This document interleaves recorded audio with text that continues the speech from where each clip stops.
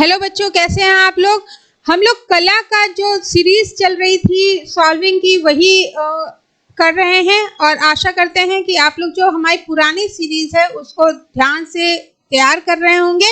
बेटा क्वेश्चन उन्हीं से पूछा जाना है, बस प्रैक्टिस आप कितनी बार करते हैं उस पर डिपेंड करेगा आपका सिलेक्शन। तो चलिए स्टार्ट करते हैं आज के क्वेश्चंस। पहला क्वेश्चन है, नीचे दो कथन दिए गए हैं, इनमें से एक अभिकथन ए है और दूसरा तर्क आर है। कथनों को पढ़िए और नीचे दिए गए कोड का प्रयोग आपको करके सही उत्तर का चयन करना है।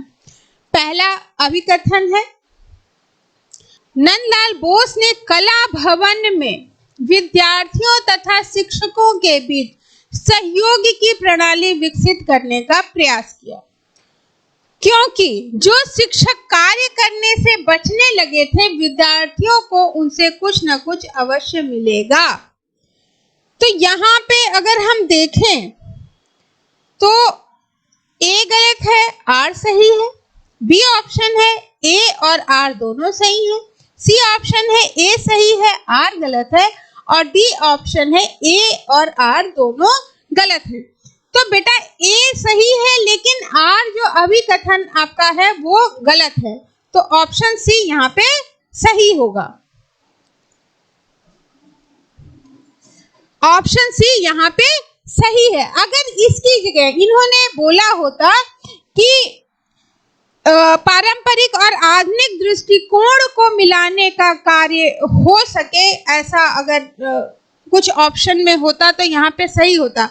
बचने की जगह अगर आधुनिक जो विद्यार्थी होंगे वो आधुनिक दृष्टिकोण लाएंगे और जो शिक्षक है वो पारंपरिक दृष्टिकोण लाएंगे, तो जो जब दोनों दृष्टिकोण मिलेंगे तो एक नया दृष्टिकोण पैदा होगा, ऐसा प्रयास था नंदलाल जी का।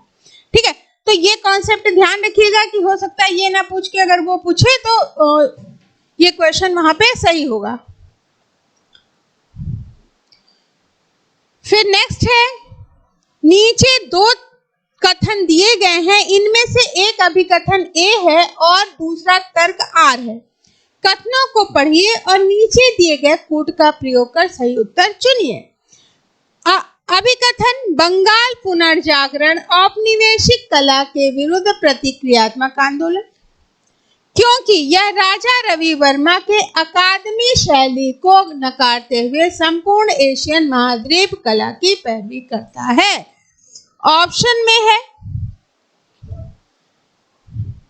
ए सही और आर गलत, बी ए गलत और आर सही, सी ए और आर दोनों सही और डी है ए और आर दोनों गलत। तो यहाँ पे आपका जो राइट आंसर है वो होगा दोनों सही।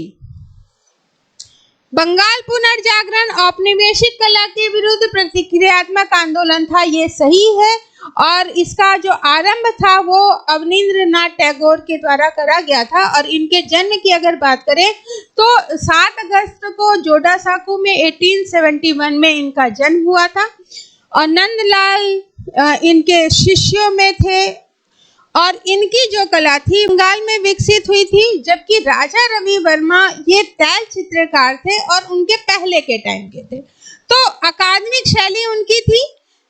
तो ये कथन दोनों सही हैं, तो ऑप्शन क्या आपका हो जाएगा, सी ए और आर दोनों सही हैं।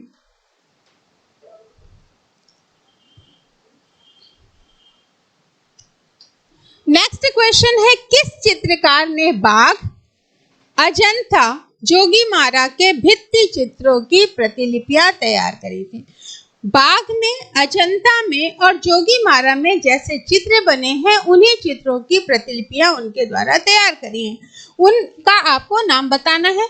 ऑप्शन में है असित कुमार हल्दर, गगनेन्द्र ठाकुर, यामिनी राय और अमृता शेरगिल।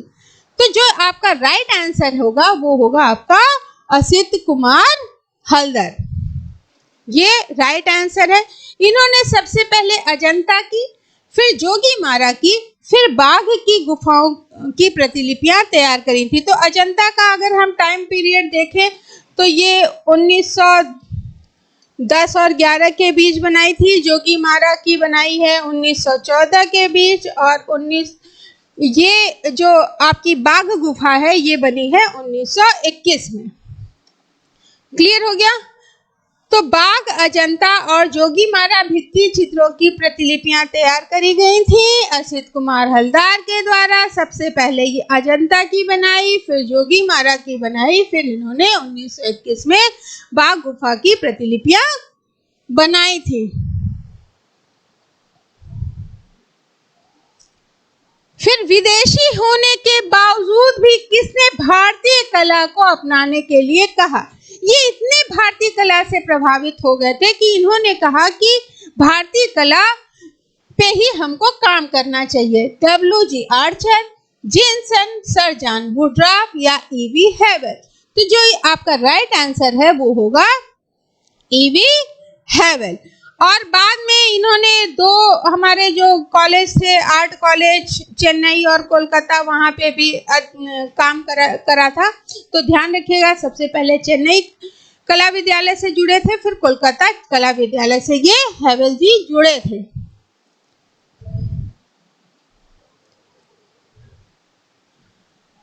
नेक्स्ट है बंगाल शैली के कलाकारों का सही समूह कौन सा है, ये आपको बताना है। पहला है शिवदयाल, सेवक राम, यामिनी राय। अब सेवक राम आ गए तो सेवक राम तो इसके पहले के कलाकार हैं, तो ये तो होंगे नहीं। फिर रविन्द्रनाथ टैगोर, गगनेंद्र नाथ टैगोर, राजा रवि वर्मा। अब इस ऑप्शन में आ रहे हैं राजा रवि वर्मा, और ये बंगाल शैली के पहले के कलाकार हैं, तो ये भी नहीं आएंगे, और वॉर से भी रिलेटेड नहीं है। फिर अवनींद्रनाथ, नंदलाल बोस, असित कुमार हलदार, अमृता शेरगिल, राजा रवि वर्मा, यामिनी राय। यामिनी राय आपको कई बार मैं पढ़ा चुकी हूँ, अगर पढ़ा है तो ये क्या थे, ये बंगाल से नहीं संबंधित है। क्यों? क्योंकि ये पटुआ कला से प्रभावित है। ठीक है, तो ये होंगे नहीं। राजा रवि वर्मा तैल चित्रकार, वॉश चित्रकार थे नहीं। पहला एक कंडीशन ध्यान रखिएगा। दूसरी चीज, राजा रवि वर्मा इनके पहले के कलाकार थे, तो ये होंगे नहीं। तो जो राइट होगा वो आपका ये वाला होगा। तो इस तरह के अगर आपसे पूछे जाए तो आप रटिए नहीं, समझिएगा, और जो क्वेश्चन सॉल्व कराया जा रहा है अगर आप उसको सही से सॉल्व कर रहे हो तो ये सारे अपने आप ही आपके तैयार होते जाएंगे, और कब तैयार हो जाएंगे आपको पता नहीं चलेगा। आप जो लोग अपनी कुरान पढ़ते हैं, या जो लोग हनुमान चालीसा पढ़ते हैं, या जो लोग बाइबल पढ़ते हैं, तो जो उनके रेगुलर के रूटीन की चीज़ें होंगी, जैसे अगर हम हनुमान चालीसा पढ़ते हैं तो हमारे कंठस्थ हो जाती है, और हम बार बार पढ़ते हैं तो कब हमको याद हो जाता है हमें खुद भी नहीं पता चलता है। वही प्रक्रिया पढ़ाई की है। उसी शिद्दत के साथ जब आप पढ़ाई को एंजॉय करोगे, एंजॉय करिए पढ़ाई को। जिस दिन एंजॉय करना शुरू कर देंगे उस दिन आपका सिलेक्शन होना शुरू हो जाएगा। और लड़कियां ज्यादा निश्चिंत ना होइए कि भैया मेरी अच्छे घर में शादी हो जाएगी तो मेरी बल्ले बल्ले है, तो वो कंडीशन आप छोड़ दो। अब आप भी कुछ करने लगो कि आपके नाम से आपके पति को पहचाना जाए कि ये फलाने के पति हैं, ये नहीं कि ये फलाने की बहुरिया है या ये फलाने की बीवी है। ठीक है, तो ये छोड़ करके अपना एक अलग मुकाम बनाइए, क्योंकि आपको भी उसी तरह से पाला पोसा और बड़ा किया गया है जैसे लड़कों को किया जाता है। ठीक है, तो इतनी तो आशा की जा सकती है। समाज आपसे ये आशा कर सकता है कि आप भी उसी तरह से दायित्व का निर्वहन करिए जैसे बॉयज करते आ रहे हैं, और उस जो मकड़ जाल है उससे निकल करके अपने आप को प्रूफ करने का प्रयास करिए। चलिए, इसी आशा के साथ कि आप शिद्दत से जुड़ेंगे और इस बार कुछ ना कुछ करके दिखाएंगे अचीवमेंट। नेक्स्ट क्वेश्चन पे आते हैं। भारत में सर्वप्रथम वॉश तकनीक का प्रारंभ किसने किया? तो क्या इसमें हमको ऑप्शन देने की जरूरत पड़ेगी? नहीं ना। तो अवनींद्रनाथ टैगोर, गगनेंद्र, रविंद्र, देवेंद्र नाथ टैगोर। तो आप टिक लगा दीजिए अवनींद्रनाथ टैगोर। और जिस दिन इस तरह से पढ़ना शुरू कर दिया उस दिन आपके पास नौकरियों की लाइन लगी होगी और आप चूज करोगे कि मुझे ये वाली करनी है। करिए तो, पहले एक कदम आगे तो बढ़ाइए।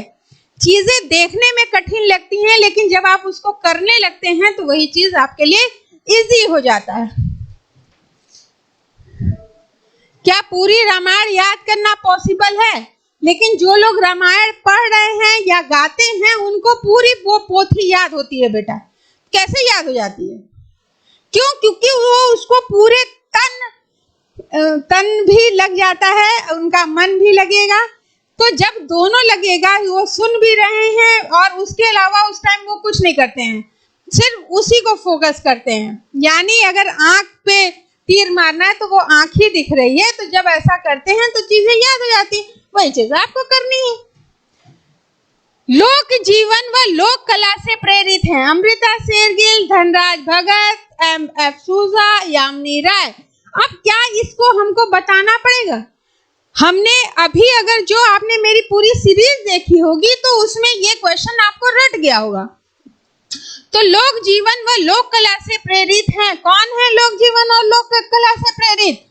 तो यामिनी राय। और ये पटुआ कला जो थी काली घाट, उससे प्रभावित थे। तो काली घाट भी पूछ सकता है, पटुआ कला से कौन प्रभावित था? यामिनी राय। लोक जीवन व लोक कला से कौन प्रेरित था? तो यामिनी राय। पढ़ाई ऐसे करिए कि ये पूछेगा तो मेरा गलत नहीं होगा। आप हारने के लिए थोड़ी ना पढ़ रहे हैं, जीतने के लिए पढ़ रहे हैं। तो क्यों नहीं पूरी अपनी एनर्जी लगा दे रहे हैं? क्यों सारी ओर आपका माइंड डाइवर्ट हो रहा है? एक पे फोकस करिए और उसको फोड़ डालिए ना, रिजल्ट लेके आइए। ये तो अगर आप 2-3 महीने सही से पढ़ेंगे तो आपका सिलेक्शन होना ही होना है। बहुत टफ चीज थोड़ी ना है।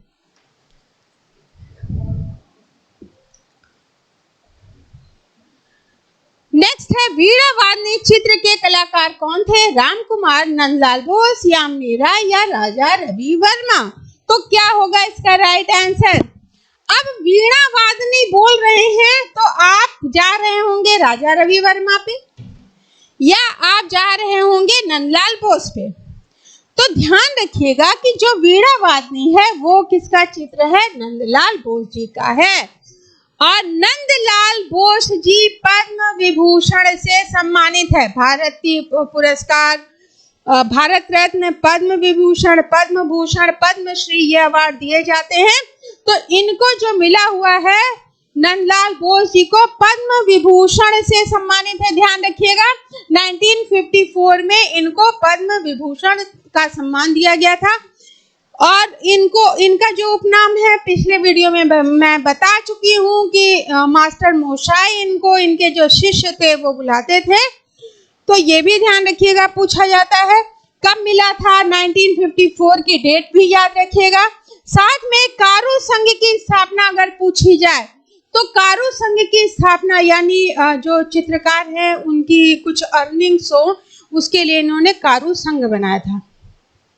और ये शिष्य हैं अवनींद्रनाथ जी के, यानी ये वॉश टेक्निक के होंगे। ठीक है, तो ये सारा को रिलेट करके आप याद करिएगा और इतने से ही क्वेश्चन आपके पूछे जाने हैं कि उनका चित्र कौन सा है, पद्म विभूषण से कौन सम्मानित है, मास्टर मोशाई किसे कहा जाता था। ऐसे ही क्वेश्चन आपसे पूछे जाते हैं। तो वीणावादनी चित्र नंदलाल बोस का, और इनके जो मुख्य मुख्य चित्र हैं एक एक करके मैं सारा आप लोगों को याद करा दूंगी। फिर अपने परियों की कहानी, काले सफेद रेखांकन, अमूर्त एवं घनवादी चित्र बनाए कलाकार कौन है? अब ध्यान रखिएगा कि घनवाद का चित्र का अगर इनमें से बात करें तो हमने किनका नाम लिया है, पिछले वीडियो में बोला है। ठीक है, तो इनमें से ऑप्शन है गगनेंद्र नाथ टैगोर, असित कुमार हालदार, शैलेंद्रनाथ डे, मुकुल चंद्र डे। तो जो इसका राइट आंसर होने वाला है वो गगनेंद्र नाथ टैगोर है। इनके चित्रों को बेसिकली 5 भागों में आप बांट सकते हैं। तो पहला जो इन्होंने चित्र बनाना शुरू करा था वो परियों की कहानियों से शुरू करा था। तो ध्यान रखिएगा कि पहला आपका परियों की कहानी हो जाएगा। फिर दूसरा चेंज किया तो काले सफेद रेखांकन से शुरू किया। फिर तीसरा ये इन्होंने जो काम किया था वो प्रकृति पे काम किया था। फिर चौथा इनका जो स्टेप रहा है वो अमूर्त का रहा है, और लास्ट में इन्होंने घनवाद पे चित्र बनाए। ठीक है, तो ध्यान रखिएगा कि अगर परियों की कहानी पूछा जाए तो भी गगनेंद्र नाथ जी होंगे, काले सफेद रेखांकन की बात किया जाए तो भी गगनेंद्र नाथ जी होंगे, अमूर्त की तो भी गगनेंद्र नाथ जी होंगे, प्रकृति से रिलेटेड अगर चित्र की बात करें तो भी कौन होंगे, वो आपके गगनेंद्र नाथ होंगे, और घनवादी चित्र की बात करें तो भी गगनेंद्र नाथ जी होंगे। तो इससे कुछ भी क्वेश्चन पूछा जाए, मेन घनवादी पूछा जाता है, क्योंकि पहले है ना ये।